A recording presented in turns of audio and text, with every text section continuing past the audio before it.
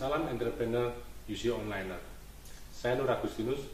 Saya akan membawakan tentang apa itu distance education atau mungkin lebih dikenal dengan distance learning, pembelajaran jarak jauh. Manusia adalah makhluk yang istimewa. Manusia bisa belajar dari orang lain. Orang lain bisa mengajari orang lain juga. Kita tahu kalau hewan misalnya seperti burung, dia bisa membuat sarang di pohon misalnya, itu bukan karena diajari oleh orang tuanya atau oleh burung yang lain, tapi mereka secara instinktif mereka bisa melakukan hal itu. Bahkan misalnya kita lihat seekor anjing dapat pelajaran dari tuannya, misalnya disuruh duduk bisa, disuruh misalnya berguling-guling juga bisa, tetapi anjing itu tidak akan pernah bisa mengajari anaknya untuk bisa duduk seperti yang dia diajarkan dulu. Ya, tidak bisa misalnya anaknya itu diajarkan oleh ibunya si anjing itu, kalau kamu disuruh bilang, kalau kamu mendengar katakanlah tuanmu bilang duduk, kamu harus melakukan seperti ini. Itu tidak bisa. Manusia bisa. Manusia berbeda dengan binatang. Manusia bisa belajar dari orang lain. Nah, proses belajar dari orang lain ini sudah sejak lama. Di awalnya orang melakukan hal ini dengan bercerita. Jadi ketika malam hari mengitari api unggun, seorang pemburu sepulang dari pengalamannya berburu, dia kemudian cerita kepada masyarakat atau komunitasnya. Nah, mereka kemudian belajar bagaimana cara berburu yang baik, bagaimana menghadapi binatang buas, bagaimana menghadapi alam yang penuh dengan ancaman misalnya. Nah, dalam proses seperti itu, manusia belajar. Lalu manusia kemudian berkumpul yang semula di api unggun, kemudian mulai membentuk. Ketika manusia mulai berada di rumah-rumah, gedung-gedung, manusia kemudian berkumpul di sebuah ruangan dan ada seseorang yang kemudian mengajar di sana. Inilah proses pendidikan yang dialami oleh manusia. Dari generasi ke generasi, manusia menularkan pengetahuannya kepada anak didiknya. Dalam perkembangan lebih lanjut, pembelajaran tidak terbatas pada tatap muka saja. Kini, di era saat ini, sudah banyak sekali pembelajaran yang bersifat jarak jauh. Sebenarnya, pembelajaran jarak jauh itu tidak hanya mulai dari saat ini, tapi mulai dengan adanya buku. Dengan ditemukannya alat cetak oleh Gutenberg, kita bisa mulai membuat buku. Buku adalah sebuah pembelajaran. Kenapa? Penulis buku ini misalnya, ini berada jauh di sana. Bahkan mungkin penulis buku tersebut bisa saja sudah meninggal dunia, tapi karyanya masih ada. Karyanya bisa dibaca oleh orang lain, bisa dipelajari oleh orang lain juga. Dan ini adalah pembelajaran jarak jauh. Mungkin kita tidak akan pernah bertemu dengan pengarang atau penulis bukunya, tapi kita bisa belajar, kita bisa mendapatkan ilmu dari penulis buku tersebut. Nah, dalam perkembangan lebih jauh, teknologi makin meningkat, ada radio. Artinya, suara bisa dikirimkan dengan melalui sebuah alat yang semula ditemukannya alat berupa telegraf, kemudian menjadi radio. Nah, ini kemudian juga sama, memberikan informasi kepada orang lain. Orang bisa belajar lewat radio. Orang bisa belajar dengan telinganya, dengan mendengarkan. Karena prinsip belajar adalah menyimak. Jadi menyimak untuk memahami apa yang ingin disampaikan oleh narasumber. UC Onliner, kita mengamati perjalanan manusia dari budaya lisan, bagaimana orang kemudian saling bercerita, menjadi ke arah budaya baca tulis, menggunakan kertas, mungkin zaman dulu menggunakan papirus, atau mungkin dengan daun lontar misalnya, ke arah yang lebih bisa dicetak secara massal dalam bentuk buku. Manusia kemudian bisa membaca, bisa menulis, dan informasi menjadi makin tersebar luas. Lalu berkembangnya teknologi ke arah radio. Manusia mulai menggunakan inderanya, yaitu telinga atau mendengarkan, menyimak materi-materi atau bahan-bahan atau informasi yang disampaikan oleh narasumber. Melalui radio kemudian bisa direkam. Kita tahu ada teknologi yang berbentuk kaset, ada tape recorder, kita bisa merekam, kita bisa mendengarkan. Dalam proses perkembangan teknologi, ada alat yang dikembangkan oleh sebuah perusahaan elektronik yang berupa Walkman yang bisa dibawa-bawa. Ada materi-materi pembelajaran yang dalam bentuk kaset-kaset yang bisa didengarkan sambil berolahraga, sambil berada di mobil misalnya. Perkembangan teknologi kemudian juga pada multimedia, yaitu televisi. Televisi yang semula berwarna hanya hitam putih, kemudian menjadi berwarna sehingga lebih menarik. Kita tahu bahwa ada banyak program pembelajaran yang diberikan melalui atau disiarkan melalui televisi.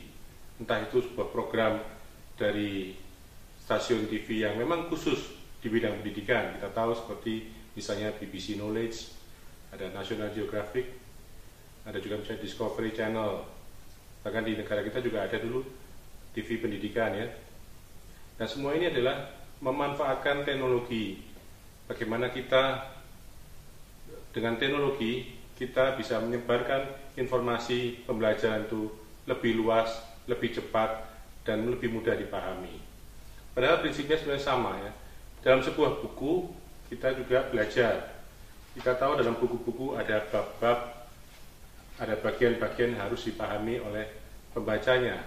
Sama juga dalam sebuah tayangan video misalnya, pembelajaran jarak jauh memerlukan sebuah tingkatan-tingkatan agar orang yang melihatnya atau menyimak tontonan itu memahami apa yang ingin disampaikan oleh narasumber. Video ini makin berkembang dengan adanya teknologi internet. Kita tahu internet berawal dari jaringan telepon, kita membutuhkan modem yang dulunya mungkin kecepatannya sangat-sangat pelan misalnya dibandingkan dengan sekarang. Saat ini dengan adanya teknologi yang sudah lebih canggih, kita bisa melihat video secara gratis. Misalnya di YouTube, kita bisa membaca PowerPoint atau belajar dari dokumen-dokumen yang ada di misalnya di SlideShare. Banyak sekali informasi yang bisa kita temukan di internet. Dengan perkembangan internet ini, sangat-sangat banyak informasi yang bisa kita temukan. Nah, inilah salah satu problem juga, karena dengan makin banyak informasi tentunya kita tahu bahwa filter untuk mana informasi yang benar, mana informasi yang perlu, itu harus benar-benar bisa dipilah-pilah dan diseleksi dengan baik. Nah, inilah perlunya fasilitator. Jadi, kalau misalnya kita ingin belajar sesuatu, saya ingin belajar misalnya bahasa Belanda, saya bisa saja mencari informasi di internet. Saya ingin belajar tentang antropologi, saya ingin belajar tentang psikologi. Ada banyak sekali informasi di internet.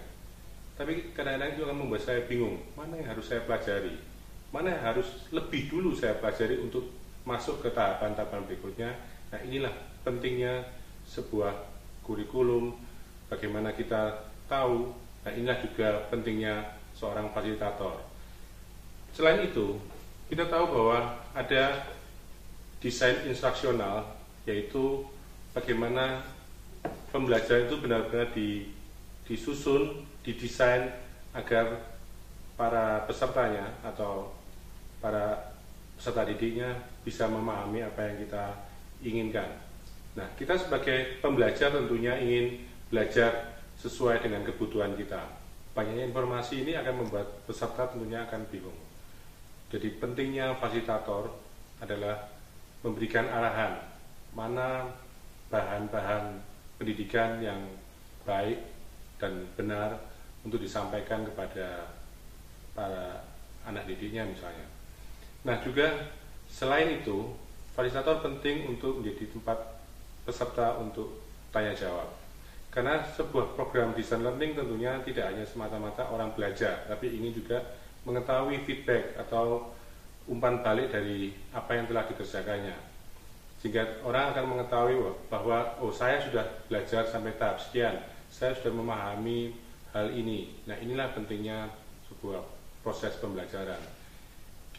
Perkembangan teknologi ini di masa kini, selain internet yang makin canggih, makin cepat, makin murah, maka membuat kita juga makin mudah untuk mendapatkan atau mengakses sumber-sumber pendidikan melalui internet ini.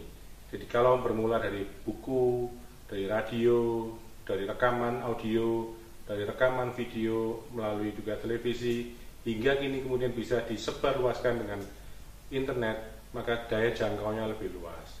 Kemungkinan orang belajar juga bisa setiap saat. Kenapa? Karena bisa di-download, bisa dilihat ulang, dan bisa dipelajari terus-menerus sampai akhirnya orang itu memahami. Nah, perjalanan panjang sebuah distance learning ini membuat orang makin memudahkan untuk belajar. Jadi di masa mendatang, distance education ini akan menjadi sebuah model yang paling pas, paling tepat untuk pendidikan di era itu. Karena orang akan lebih mudah belajar. Setiap saat orang bisa dan tidak ada batasan apapun. Universitas Putra melalui Continuing Study Center menyelenggarakan program-program pendidikan jarak jauh, baik itu berupa program entrepreneurship online atau distance education yang lain. Kita berharap bahwa dengan internet, dengan ICT, Information Communication Technology, kita bisa melakukan program pendidikan dengan lebih luas, dengan lebih menjangkau banyak orang, bahkan mungkin di pelosok-pelosok. Karena kita tahu bahwa pendidikan adalah hak setiap orang. Semoga dari apa yang saya sampaikan ini kita bisa mendapatkan wawasan tentang apa itu distance education, apa itu pembelajaran jarak jauh. Kami mengundang Bapak, Ibu, Saudara untuk bisa bergabung bersama kami menjadi fasilitator di kelas-kelas online yang diselenggarakan oleh Continuing Study Center Universitas Putra. Tentu kami akan bersama-sama dengan Bapak, Ibu, Saudara sekalian untuk mengembangkan materi-materi yang kaya untuk pendidikan bagi bangsa kita. Mari kita bersama membangun model pendidikan era abad 21. Kita yakin bahwa dengan kerjasama yang baik, kita akan bisa memberikan pembelajaran yang lebih baik pada banyak orang. Saya Nur Agustinus, salam entrepreneur.